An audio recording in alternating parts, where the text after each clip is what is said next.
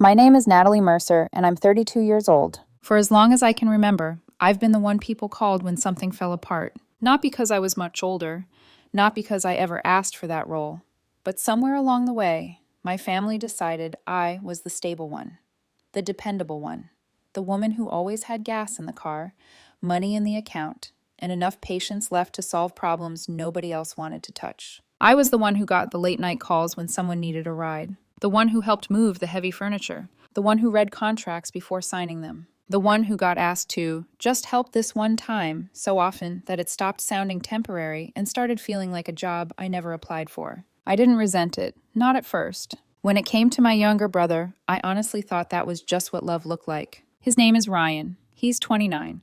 He has always been the easy one to adore. Funny, impulsive, charming, in that loose, bright way that makes people forgive him before he has even asked. He could walk into a room late and unprepared and still leave with everyone on his side. That had been true since we were kids. Ryan made messes. I figured out how to clean them up. For a long time, that arrangement felt harmless. Then he got engaged. Her name was Cynthia. From the beginning, there was something about her that made me feel like I was standing too close to a candle, waiting for it to burn through the tablecloth. She was beautiful, polished, and impossible to ignore. The kind of woman who never looked thrown together, even when she was pretending to be casual. She understood lighting, angles, captions, timing. Every dinner, every weekend trip, every bouquet, every kiss seemed to exist twice with her. Once in real life, and once in the version she wanted other people to envy. At first, I told myself I was being unfair. Not everyone who cares about appearances is shallow. Not every sharp woman is cruel. But Cynthia had a talent I learned to recognize very quickly. She knew how to make an insult sound like admiration. "It's amazing how stable you are, Natalie. You're so practical. I could never live like that." It must be nice to be the kind of person who doesn't need excitement. She always smiled when she said those things. Always light, always warm on the surface. But her eyes never softened. Every time I walked away feeling like I had just been placed inside a box she had built for me. Sensible, predictable, useful. The kind of woman people rely on but never quite admire. Still, Ryan was in love with her, madly, blindly, with that dangerous kind of devotion that turns every warning into jealousy and every concern into interference. So I kept my mouth shut. I showed up to dinners. I smiled in photos. I let Cynthia narrate their perfect life while I stood just outside the frame, telling myself it wasn't my business. Then, about 3 months ago, they found the house. Of course they did. It was everything Cynthia would want. A sleek new build, open-plan kitchen, floor-to-ceiling windows, clean, expensive lines that looked like they belonged in a real estate video with piano music in the background. The kind of place that photographs better than it lives. The problem was simple. They couldn't afford it. Not really. They could afford the dream version of it, maybe, the one built on hopeful math and best-case assumptions, but not the real one, not the bank version, not the 30-year, no mistakes, no emergencies version. Ryan came to see me alone. That should have told me something. He sat across from me at my kitchen table with both hands wrapped around a coffee mug he barely touched. I remember how strangely serious he looked that day, like he was trying on adulthood as a costume and hoping I wouldn't notice the seams. We found the place and he said, "Nat, it's perfect." I nodded. I saw the photos. He laughed once, nervous. "Yeah, Cynthia's already planning everything." I waited. He looked down at the table, then back at me. "We're short on the mortgage approval." There it was. Not a surprise exactly, more like the sound of a storm finally reaching the house after hours of watching it gather in the distance. "How short?" I asked. He named the number. I didn't react right away, but something inside me tightened. Then he said the actual thing. The bank said if I had a guarantor, the mortgage would go through. He said it carefully, softly, like if he used the right tone, the size of the ask would somehow shrink. I leaned back in my chair and just looked at him. A guarantor, not helping with paperwork, not lending a little money, not spotting him for a rough month. A guarantor meant if he and Cynthia failed, I would not just get dragged into their problem. I would become responsible for part of it. That mortgage could hang over my life for decades. Ryan must have seen something shift in my face because he rushed in fast. "I know it's huge, I know, but we'd never let anything happen. We're good for it, Nat. We just need help getting through the door." "We?" That word sat heavily between us. Not just my brother. My brother and the woman who had spent months making it clear she found me useful at best and dull at worst. I need to think about it, I said. He nodded quickly. Of course. Take your time. But I knew before he even left that if I did this, I would only do it with protection. The next morning, I paid a lawyer a few $100s to go over every page. That was the difference between Ryan and me. He saw paperwork as a formality. I saw it as the moment people told you exactly who they could become once things went bad. The lawyer reviewed the mortgage documents and told me the bank paperwork itself was standard. Nothing unusual, nothing obviously predatory. Then he leaned back in his chair and said something that stayed with me. When family and large sums of money get mixed together, clarity becomes self-defense. He suggested a separate side agreement. Simple, clean, personal. A document stating that if Ryan and Cynthia ever defaulted and I had to step in financially, I would have the option to assume their equity for whatever amount I paid. Protection, not punishment. Then he added one more clause. He called it his cover your ass special. At the time, I almost laughed. The wording said my guarantee depended on a relationship of mutual respect and good faith. If either party engaged in defamation, malicious falsehood, or conduct intended to damage the other, I had the right to withdraw my support immediately. It felt overly formal, almost ridiculous.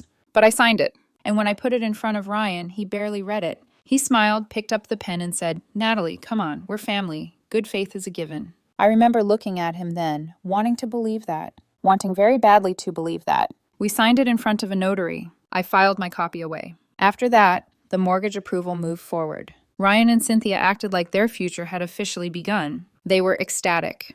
Cynthia posted vague celebratory photos before everything had even fully closed. Ryan hugged me twice that week. He called me a lifesaver. My parents were relieved. Everyone acted like I had done something generous and noble, and maybe I had. But even then, something about it unsettled me. Not enough to stop, just enough to make me watch. Then, last weekend, we had a family barbecue. It was warm, crowded, and loud in the familiar way family gatherings get when everybody is talking over one another and pretending old dynamics never changed. I was standing near the patio making small talk with two cousins when Cynthia came over with a drink in her hand and that bright social smile already in place. She stood a little too close, not enough to make a scene, enough to make me notice. Then she touched my forearm lightly and said, "You're always so serious, Natalie. You should try having some fun for once." Her tone was playful. Her hand stayed there a beat too long. Something in me went still. I gave her a small smile, stepped back, and said I was going to get another drink. Nothing dramatic. Nothing anyone else would have marked as strange. But as I walked away, I had the uneasy feeling that I had just stepped around something I didn't fully understand yet. I had no idea that by the time the next week was over, that tiny moment would be turned into the lie that tore my family apart. 2 days later, my phone didn't just buzz. It exploded. I was at work when this first message came through, then another, then 3 more in rapid succession. By the time I actually picked it up, the screen was already filled with notifications from Ryan. I opened the first one, then the second. Then I stopped reading and just stared, because it wasn't a conversation. It was a monologue, a long, furious, spiraling accusation that didn't sound like my brother at all. The sentences ran into each other, jagged and emotional, like he had been pacing while typing, feeding off his own anger. "What the hell is wrong with you, Natalie? How long has this been going on?" She's been uncomfortable for months, and I didn't see it. My chest tightened. I kept reading. According to him, Cynthia had broken down crying the night before. Not just upset, not just frustrated, crying like something had finally pushed her too far. And when he pressed her, she told him everything. Or at least her version of everything. She said I had been making her uncomfortable for months. That I hovered, that I judged, that I crossed lines that weren't mine to cross. Then came the part that made my stomach drop. She told him that at the barbecue I had cornered her, that I leaned in too close, that I whispered she deserved better, that she was too good for him, that she should be with a real man, a man who could actually provide for her. I felt like the air had been knocked out of me, not because it was insulting, because it was specific. Too specific to be a misunderstanding, too detailed to be something she had simply misread. This wasn't confusion. This was construction, line by line, word by word. I sat there staring at my phone, my heartbeat loud in my ears, trying to make sense of something that didn't make sense at all. Then, slowly, something else surfaced. Memory. All those little comments Cynthia had made over the past few months, the way she had framed me as overly involved, as critical, as someone who couldn't let go of control, the subtle shifts in tone whenever finances came up, the way she would laugh things off but always leave something behind. She hadn't started this at the barbecue. She had been building it, layer by layer, setting the stage so that when the accusation finally came, it wouldn't feel sudden. It would feel inevitable. I hit call. Ryan didn't answer. I called again. Straight to voicemail. I tried a third time. Nothing. Then the final message came through. Short. Clean. Final. I can't believe you do this to us. Cynthia is a wreck. Just stay away from us. I read it twice, then a third time, and something inside me shifted. It wasn't anger. That's the strange part. I didn't feel the urge to defend myself. I didn't feel the need to argue, to explain, to force him to see reason. I felt something colder than that. Clarity. Because in that moment, everything lined up perfectly. Cynthia didn't just want distance. She wanted removal. She wanted me out of their lives, out of their space, out of their decisions, out of their future, but not out of their finances. She wanted the house. She just didn't want the woman who made that house possible. And the cruelest part was that she clearly believed I would still stay in place, that I would be hurt, maybe humiliated, maybe pushed back, but still dependable, still useful. Ryan believed it too. He thought I would absorb the insult the same way I had absorbed everything else. I sat there for a long time with that realization, letting it settle, letting it strip away whatever illusions I still had about the situation. This wasn't messy. It was strategic. And if it was strategic, then my response couldn't be emotional either. It had to be precise. I picked up my phone again. My reply was simple. Done. That was it. No explanation. No defense. No argument. Just confirmation. Then I put the phone down and stared at the wall for a few seconds, feeling something settle into place inside me. A boundary. Clear, solid, non-negotiable. My next call was to the mortgage advisor at the bank. He answered on the second ring, polite, professional, completely unaware that he was about to become part of something much bigger than paperwork. Hi, this is Natalie Mercer, I said calmly.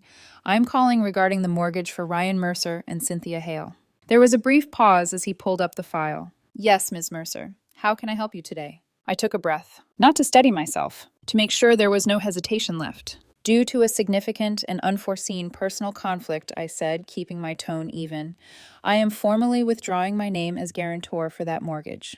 Silence. Not the kind of silence where someone is thinking. The kind where someone is recalculating everything they thought they knew about a situation. Ms. Mercer, he said carefully, I need to inform you that this action will almost certainly prevent the mortgage from proceeding. I understand, I replied. And I did. Completely. There was no part of me that didn't know exactly what this meant. No part of me pretending this was reversible. He hesitated for a second longer, as if expecting me to soften, to backtrack, to add a condition or a delay. I didn't. Please proceed, I said. Another pause. Then, understood. I'll make a note on the file immediately. Thank you. I ended the call. And just like that, it was done. No shouting. No confrontation. No dramatic moment. Just a decision, made quietly, with full awareness of what it would cost. I blocked Ryan's number, then Cynthia's. Not out of spite, out of necessity, because I knew what would come next. Panic, pressure, guilt. And I wasn't going to let any of it reach me before I had fully stepped out of the role they had built for me. That night, I lay in bed staring at the ceiling. Sleep didn't come easily, not because I doubted what I'd done, but because for the first time in a long time, I wasn't fixing something. I was letting it break. And somewhere in the back of my mind, a quiet thought kept repeating itself. This isn't the end. This is the beginning of the fallout. The quiet lasted exactly 3 days. Long enough for the decision to settle. Not long enough for the consequences to stay away. It was just past 10 p.m. when the knocking started. Not polite. Not hesitant. It was loud, frantic, uneven, like whoever was on the other side wasn't thinking, just reacting. I already knew who it was. I walked to the door slowly and looked through the peephole. Ryan! He looked different. Not the version of him that laughed things off and smoothed everything over with charm. His hair was a mess. His face drawn tight, dark circles under his eyes like he hadn't slept since everything started unraveling. For a second, I just stood there. Then I opened the door. He didn't wait. He pushed past me into the apartment like he still had the right. What did you do? His voice cracked on the last word. I closed the door behind him, calm and measured. Exactly what you told me to do, I said. I stayed away. He turned on me immediately. The bank called. The mortgage fell apart. They said you pulled out. His hands went to his hair, gripping hard. You torpedoed the whole thing. Why would you do that? I just looked at him. Really looked. At the man standing in my living room, demanding answers like I owed him something. Are you serious right now, Ryan? He blinked, thrown off for half a second. You accuse me of crossing a line with Cynthia, I continued, my voice still steady. You tell me to stay out of your life, and you don't understand why I withdrew a multi-$100,000 guarantee? That was personal, he snapped, pacing now. Cynthia was upset. She's sensitive. Maybe she... He hesitated, searching for a softer version of the truth. Maybe she overreacted. I let out a quiet breath. A fight, he added quickly, like he had found the right word. This was a fight. You don't ruin someone's future over a fight. Something in me hardened at that. A fight, I repeated. I took a step closer, not aggressive, just certain. A fight is when we argue about who's helping Mom with something. A fight is when we get annoyed and say things we don't mean. I held his gaze. This wasn't a fight. This was a character assassination. The words landed. I could see it in the way his shoulders tensed. But he didn't step back. He doubled down. You're blowing this out of proportion, he said. She was emotional. You know how she gets. You could have just talked to me instead of going nuclear. I almost laughed. Almost. I tried to call you, I said, 3 times. You didn't answer. He looked away for a second. That's not the point. No, I said quietly. It is the point. Before he could respond, his phone buzzed. He glanced down. I didn't need to see the screen to know who it was, but I heard her. Faint, sharp, frantic through the speaker as he accidentally answered without pulling it away in time. Is she fixing it? Cynthia's voice cut through the room. Tell her she has to call them. Ryan, make her fix it. There was no fear in her voice. No hesitation. Just expectation. Like this was all a temporary inconvenience that would be handled. Ryan's expression shifted. The panic that had brought him here started to harden into something else. Something colder. He ended the call. Then looked at me. You need to call the bank, he said. Not asked. Said. Tell them it was a mistake, an emotional reaction. Fix it. There it was. Not an apology. Not even a moment of doubt. Just a demand. I shook my head once. No. The word didn't need force. It didn't need explanation. It just existed. He stared at me like he hadn't heard it right. What do you mean, no? I mean, no, I said. The decision is final. His voice rose instantly. You don't get to do that.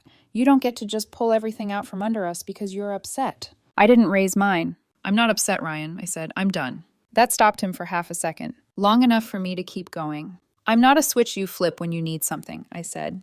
You don't get to treat me like I'm a problem in your personal life and a solution in your financial life at the same time. He opened his mouth, but I didn't let him interrupt. You told me to stay away. This is me staying away. From you, from her, from your house, from your debt. This is different, he shot back. No, I said, it's not. For a moment, neither of us spoke. And in that silence, I saw it. A flicker. The version of him I grew up with. The one who used to show up at my door after messing something up, looking smaller than he was, asking for help without pride getting in the way. He looked like that for exactly 1 second. Lost. Then his jaw tightened. And it was gone. So that's it, he said. You're really going to let our dream die like this? Out of spite? I shook my head slowly. Your dream became a liability for me the second you chose a lie over me. His expression twisted. You're unbelievable. No, I said softly.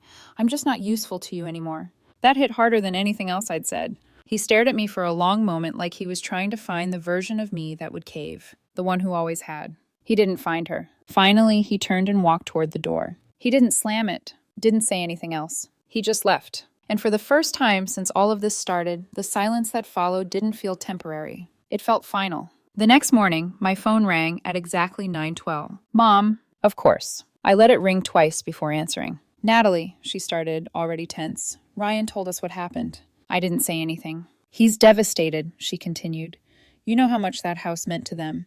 Families are supposed to work through things. Not what? I cut in gently. There was a pause. Not escalate like this. I leaned back against the counter. He accused me of something I didn't do, I said, and he didn't even ask if it was true. He was upset. He told me to stay away. Another pause. Longer this time. I did exactly that, I finished. She exhaled slowly. This is bigger than a misunderstanding, Natalie. I know, I said. That's why I'm not fixing it. The line went quiet. And for the first time, I could hear something in her silence that hadn't been there before. Uncertainty. I just don't want this to tear the family apart, she said finally. I closed my eyes for a second. It already did. We ended the call not long after that. No resolution. No agreement. Just distance. But the part I hadn't fully prepared for was how far the damage would spread. Because this didn't stay between me and Ryan. It didn't stay between me and Cynthia. It reached people who had nothing to do with the decision. People like Ethan, my boyfriend. He had been solid through all of it. Furious on my behalf in a quiet, controlled way. The kind of anger that didn't explode, just stayed steady and protective. But even he couldn't stay untouched. By the second day after Ryan showed up, messages started reaching him. Mutual friends. People we both knew. Casual at first. Hey, everything okay? Then more direct. Is Natalie all right? And then the one that made something cold settle in my chest. Just checking. You're safe, right? I stared at that message for a long time. Because that was when it hit me. This wasn't just an accusation anymore. It was a narrative, and it was spreading fast. My clean, logical decision had created something messy, something emotional, something that was no longer under my control. And for the first time since I made that call to the bank, I felt the full weight of what this was going to cost. The shift from family conflict to something bigger happened quietly. No announcement, no clear line, just a slow, steady realization that this wasn't staying contained. It started with small things. A cousin who stopped replying. A friend who suddenly sounded distant. A group chat that went silent the moment I joined. At first, I told myself I was imagining it. Then I heard the version of the story Cynthia had been telling. And everything made sense. In her version, I wasn't careful or responsible. I was controlling. I wasn't supportive. I was jealous. I wasn't protecting myself. I was punishing them. She told people I had been growing resentful for months, that I couldn't stand seeing them build a life together, that I had tried to insert myself into their relationship, into their decisions, into their finances, that when she finally stood up to me, I retaliated by destroying their future. And the worst part? It sounded believable. Not completely, but enough. Enough that people hesitated. Enough that doubt crept in. Enough that I could feel my reputation shifting in real time without ever being in the room to defend it. Ethan saw it before I said anything. You're getting quieter, he told me one night. We were sitting on the couch, the TV on, but neither of us watching. I'm just tired, I said. He didn't push. That was one of the things I loved about him. He didn't force emotions out of me. He just stayed close enough that I didn't have to carry them alone. But the truth was, I wasn't just tired. I was being worn down. Then the letter came. Certified mail. Thick envelope. A law firm's name printed cleanly across the top. I knew before I opened it that nothing good was inside. Still, my hands felt heavier than usual as I tore it open. The language was sharp, cold, precise in the way legal threats always are. They demanded I immediately reinstate my position as guarantor. They claimed my withdrawal had caused significant financial harm, including the loss of their deposit and the collapse of their purchase contract. Then came the line that made my stomach drop. Tortious interference. They were accusing me of deliberately sabotaging their deal. They were threatening to sue, not just for the deposit, for damages, emotional distress, loss of opportunity. I read it once, then again, then a third time. Each pass made it feel more real, more serious, more dangerous. Because suddenly, this wasn't just about family anymore. This was legal. This was public. This was something that could drag on for months, maybe years. I sat in my car after work that day, the letter folded in my hands, staring at nothing. The anger I'd felt earlier in the week was gone. Completely gone. In its place was something heavier. Exhaustion. The kind that sinks into your bones and makes even the idea of fighting feel overwhelming. For a moment, just a moment, I thought about giving up and letting it all go. Not the situation. The resistance. Calling the bank. Reinstating the guarantee. Letting them have what they wanted just so everything would go quiet again. No more accusations. No more tension. No more being watched, judged, talked about. Just silence. Ethan found me like that. He knocked lightly on the car window before opening the door and sliding into the passenger seat. He didn't say anything at first. Just reached over, took the letter from my hands, and read. I watched his expression as he moved through it. Focused. Then annoyed. Then something sharper.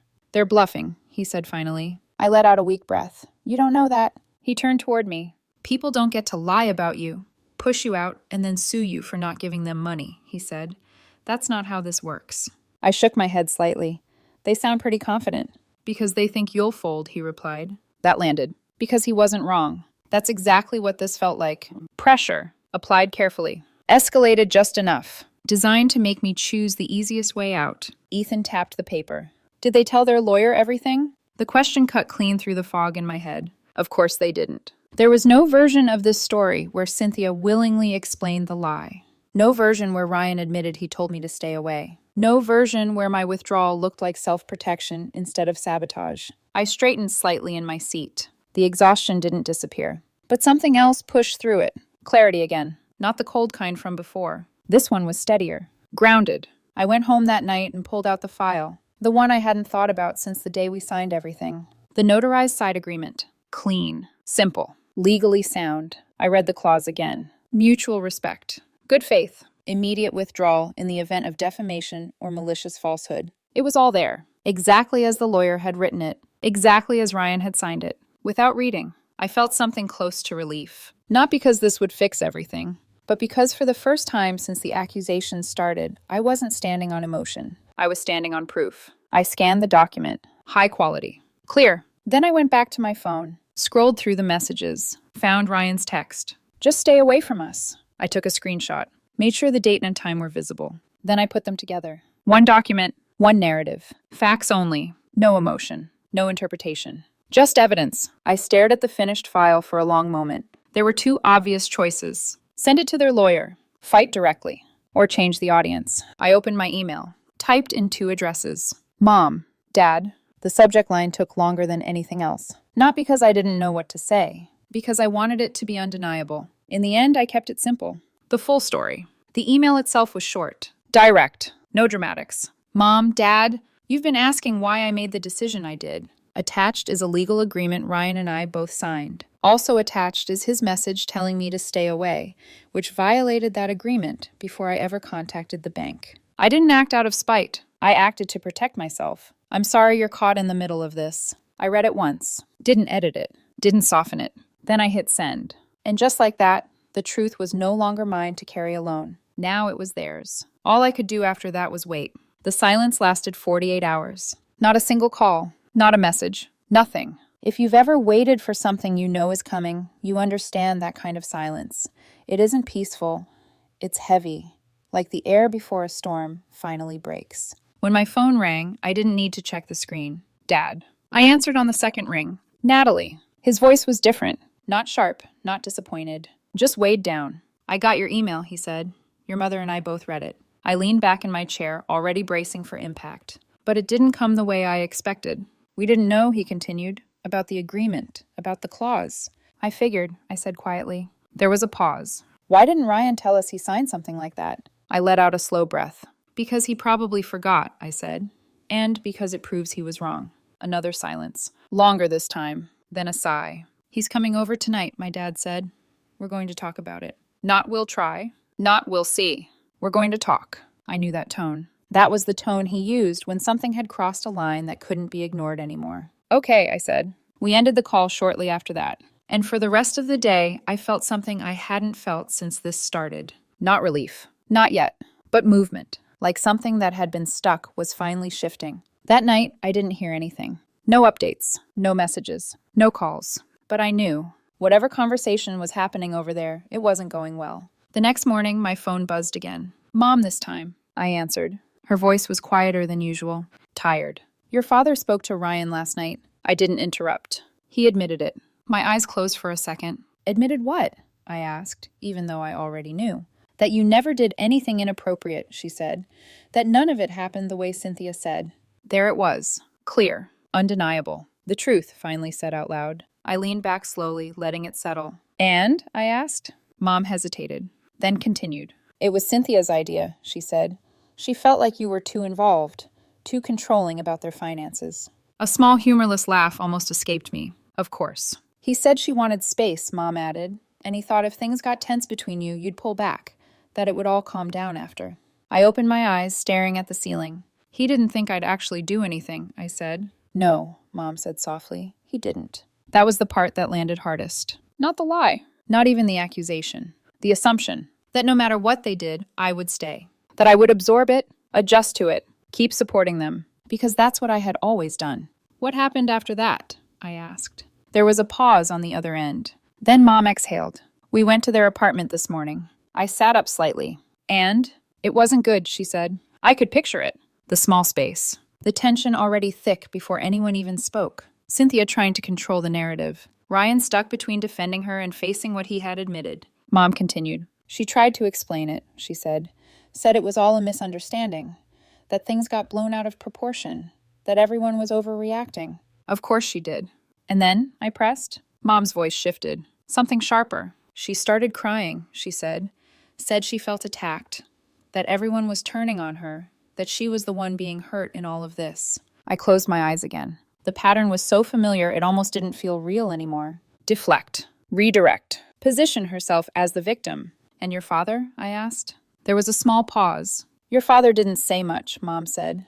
Not at first. I could picture that too. Him standing there, watching, Letting everything unfold before stepping in. But I did, she added quietly. That made me open my eyes. What did you say? Her voice trembled slightly. Not weak. Emotional. I looked at her, she said, and I asked how she could do this to our family. A tight feeling settled in my chest. And then I asked her how she could do this to you. The line went quiet for a moment. No background noise. No movement. Just the weight of that moment hanging between us. What happened then? I asked softly. She didn't answer, Mom said. Of course she didn't. Because there was no version of that question she could twist. No way to spin it. No way to turn it into something else. The house is gone, Mom added after a second. The deposit too. It's final. I nodded slowly, even though she couldn't see it. Okay. There was nothing else to say about that. It was done. The dream they built everything around was over. The lawyer hasn't contacted us again, she said. I don't think they will. They won't, I said. Not now. Not with the truth out. Not with evidence that would unravel their entire claim. We sat in silence for a few seconds. Then she spoke again. I'm sorry, Natalie. That one caught me off guard. For what? I asked. For not seeing it sooner, she said. For pushing you to fix something that wasn't yours to fix. I swallowed. It's okay, I said. But it wasn't. Not completely. Some things don't go back to normal just because the truth comes out. Some things stay broken. We ended the call shortly after that, and I sat there for a long time, staring at nothing. Because even though everything had come to light, even though I had been right, it didn't feel like winning. It felt like something had collapsed. Completely. Irreversibly. And there was no version of this where we all just moved on. After that, everything quieted. Not in a peaceful way. In the way things go quiet after something has already broken. The legal threats disappeared first. No follow-up letters, no calls, no escalation. Just silence. Exactly the kind Ethan had predicted. Because once the truth was out, once there was proof that I had been pushed out before I ever pulled my support, they had nothing left to stand on. But that didn't mean things were fixed. It just meant the fight was over. And what was left behind was the damage. Ryan and Cynthia stayed together. I wish I could say that surprised me, but it didn't. From what I heard, it wasn't good. Not explosive, not dramatic. Just heavy. Tense. The kind of relationship where every conversation carries something unspoken underneath it. Resentment. Blame. Regret that neither of them was willing to fully admit. They lost the house. Lost the deposit. And with it, whatever version of their future they had been so certain about. They were back in a small apartment, trying to rebuild something that had already cracked in too many places. There were no winners in that version of the story. Not really. And me? I got exactly what I chose. Distance. Clarity. Protection. But also silence. Ryan and I haven't spoken since that night. Not really. No calls. No real conversations. Just absence. Sometimes I see him online. A photo here, a tagged post there. And every time I pause for a second longer than I mean to. Because he doesn't look like himself anymore. There's something missing. Not obvious enough that someone else would notice. But I do. Because I know what he used to look like when things were simple. When he wasn't carrying the weight of a choice he couldn't undo. I don't hate him. That's the strange part. I thought I would. I thought anger would be the thing that stayed.